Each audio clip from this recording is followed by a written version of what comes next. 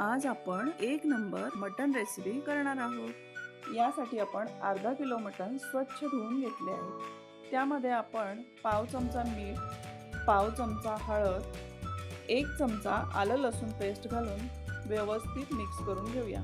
Mutton अर्धा तास आपण मॅरिनेट करायला ठेवूयात। लसणाच्या 10 ते 15 पाकळ्या, 2 इंच आलं, भाजलेला कांदा, खोबरं आणि कोथिंबीर सर्व मिक्सर मधून वाटून घेऊया। आता कुकर मध्ये 2 पळी तेल घालून घेऊया। एक उभा चिरलेला कांदा परतवून घेऊया। पाव चमचा हळद घालूया। 1 चमचा वाटण घालूया। आता यामध्ये आपण मॅरिनेट केलेले मटण घालून घेऊया। मटण आपण 2 ते 5 मिनिट तेलात परतवून घेऊया। त्यावर 2 मिनिट झाकण ठेवून वाफवून घेऊया।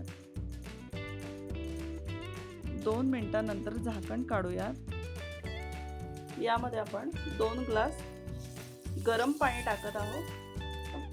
कुकरला आपण 5 शिट्ट्या देऊन घेऊया। मटन ग्रेव्ही करण्यासाठी आपण कढई घेतलेली आहे, त्यामध्ये 2 पळी तेल घालूया। ते गॅस मीडियम वर ठेवूया। यामध्ये आपण खडे मसाले घालून घेऊया। 3 ते 4 लवंगा, चक्री फूल, दालचिनी, तमालपत्र हे सगळं परतवून घ्यायचं।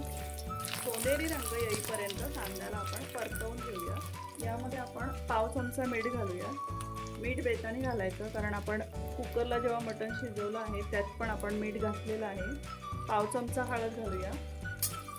सोनेरी रंग येईपर्यंत हे व्यवस्थित परतवून घेऊया। 2 लाल मिरच्या घालूया। 1 चमचा अद्रक लसूण पेस्ट घालूया।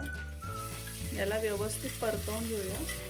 आता यामध्ये आपण 2 चमचे कांदा लसूण मसाला, 2 चमचा धने पावडर, 2 चमचे गरम मसाला, 1 चमचा काश्मीरी लाल मिरची पावडर हे घालून घेऊया आणि याला कमी गॅसवरती परतवून घेऊया। मिक्सर मध्ये आपण जे वाटण वाटून घेतलेलं आहे ते 4 चमचे यामध्ये घालून घेऊया। 7 ते 8 मिनिट व्यवस्थित आपण याला, जोपर्यंत मसाला आपला तेल सोडत नाही तोपर्यंत आपण याला परतवून घेऊया। कुकरला आपण 5 शिट्ट्या देऊन घेतल्या आहेत। गरमागरम मटन सूप रेडी आहे। लहान मुलांना, ज्यांना स्पायसी आवडत नाही त्यांच्यासाठी खूप छान आहे। मटन पीस मसाल्यामध्ये व्यवस्थित फ्राय झालेले आहे। यामध्ये आपण कुकरमध्ये शिजवलेलं आळणी पाणी आहे ते घालून घेऊया। 15 मिनिटं झालेली आहे। मटन आपलं मस्त शिजलेलं आहे। छान अशी तर्री पण आलेली आहे। झणझणीत गरमागरम मटन रस्सा तयार झाला आहे।